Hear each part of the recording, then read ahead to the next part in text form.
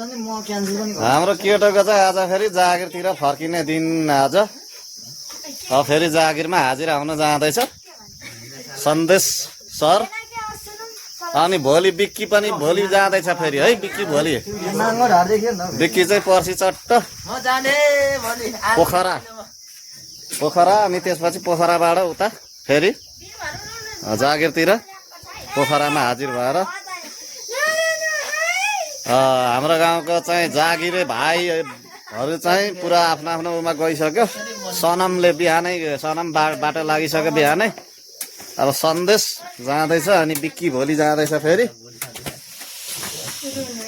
यसो दसैँ तिहारमा भेला भइयो, रमाइलो गर्यो। अब फेरि केटाहरू आफ्नो आफ्नोतिर जागिरतिर फर्किँदैछ। अब हामी चाहिँ यसो धान सान अब उठाउनुतिर लाग्नुपर्छ है। हाम्रो साइला भेना यता हुनुहुन्छ। भेना यहीँ मास्लो गाउँ, टाढो छैन। काप्रे भन्छ उहाँहरूको, हाम्रो त सिमले तलतिर मासतिर नजिक नजिकै नाता भइएको छ। सन्तोष राई है उहाँ चाहिँ फेरि। भर्खर तिहार सकिएर तिहारको रन्कोले अझै पनि राम्रो छोडिसकेको छैन। मार्छल चाहिँ मामालाई के भारी पुर्याउनु सघाउने हो।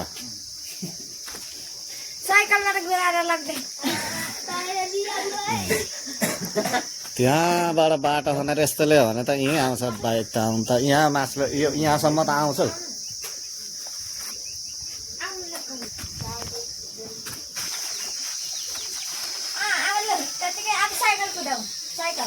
हो त्यसलाई आएर साइकल कुदाऊ।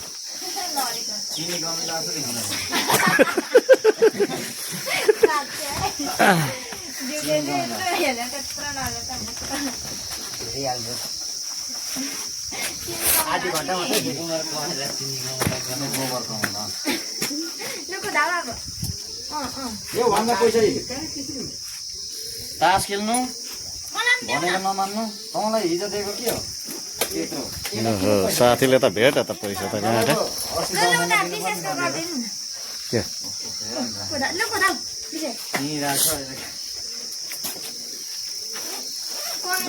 नाति केटालाई पनि यसो 100 जति दे न त। अब दिएको हो पैसा पाएको हो, बाजाले दिनुभएको हो। ल ठिक छ। ल बिदा गरेर आउँ त केटा। यसो भेना जाने त बसिराख्नु भेना त्यहाँसम्म यसो बाइक।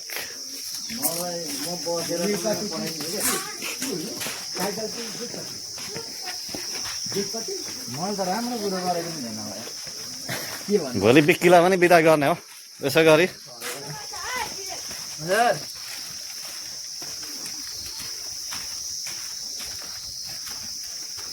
ल हाम्रो चप्पाले चाहिँ फेरि घाँस लिएर आएको छ।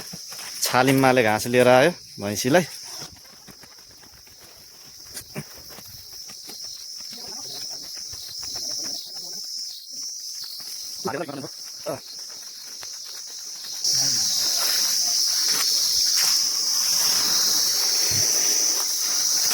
बदलमा मोबिल भइदियो नि हेरौँ न।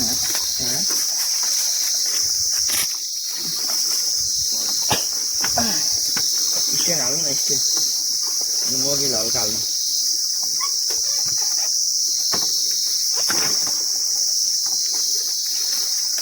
मार्छ भाइ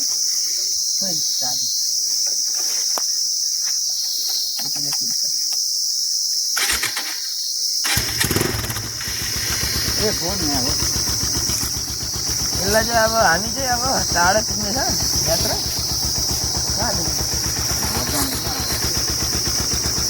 झर्दैन अब त्यसो झर्दैन क्या।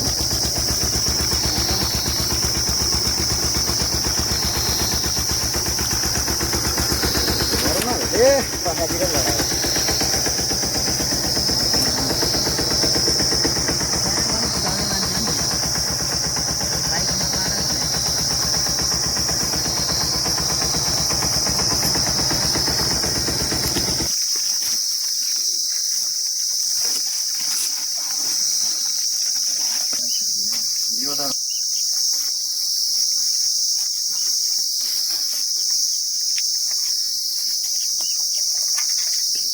10:10 भयो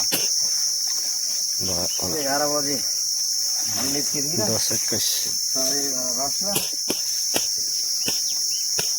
साढे 12तिर पुग्नुहुन्छ 1 बजेतिर 2 बजे साढे 1 2 बजे 3 बजेतिर पुग्छु के गर्नु निस्क्यो त ल राँदा जा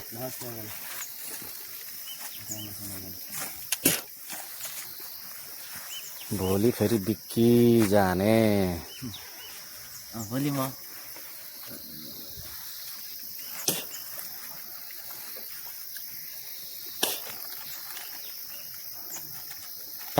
ल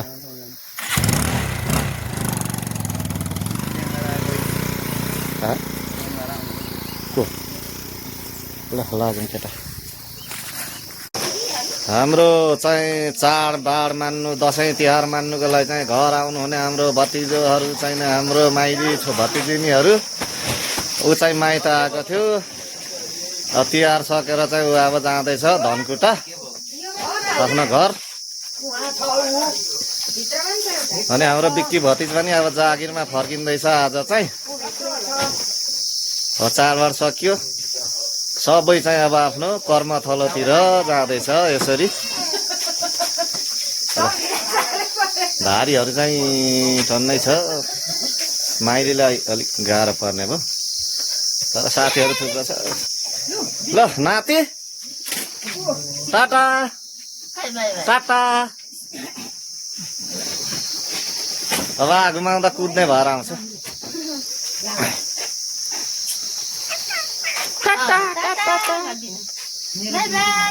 कुद्ने भएर आउँछ अब आगो चाहिँ गुड्डु डुड्डु कुदिन्छ आगो है आगो साइकल कुदाउँछ नातिले ल जाऊ जाऊ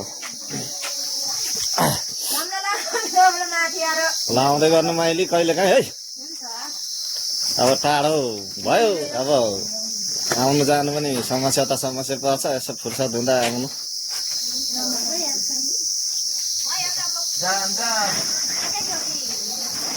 हुन्छ हुन्छ एकैचोटि गम दाजुलाई पनि लानु नि उठेन भने एउटा झोला रसुवा चाहिँ गाह्रो पर्दैन तर ऊ गर्छ के अरे पर्खिन्छ क्या पर्खिन्छ उनीहरूकै कन्ट्याक्टको उनीहरूकै गाडीहरू हुन्छ पर्खिहाल्छ नि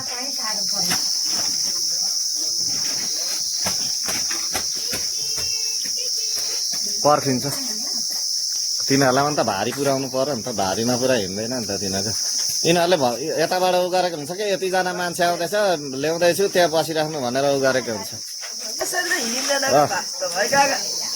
ल केटा ल राम्रो जा गाडीले चाहिँ उता पर चौतारामा चाहिँ गाडी आउँदैछ त्यहाँसम्म चाहिँ यसरी लानुपर्ने हुन्छ भारी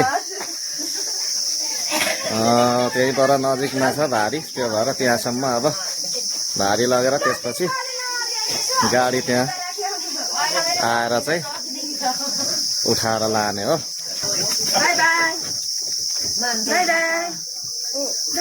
यता नाति यता ल हाँसिदेऊ ल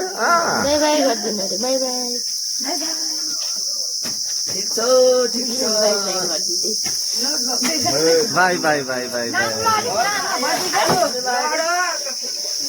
ल ल हाम्रो परदेशीहरू हिँड है अब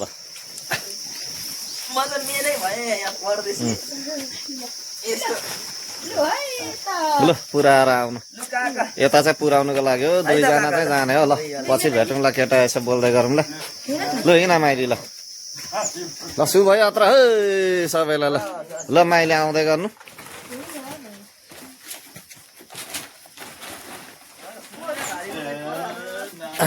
ल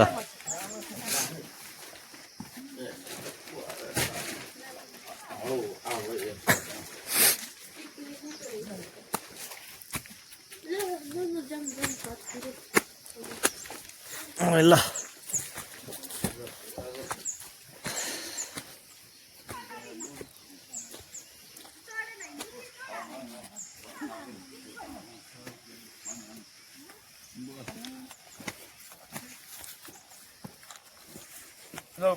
ल हुन्छ दाजु म पनि झर्छु अब पर जान्नमा अब झर्छु बस्नु है त ल ल राम्रो जाऊ है त ल ल बाई ल बाई बाई नगर्ने ल आगो कुद्ने भएर आउँछ अब पछि आउँदा अर्कोचोटि आउँदा ल ल ल ल राम्रो जाऊ है ल ल ल ल ल दाजु पुऱ्याएर आउनु है त ल ल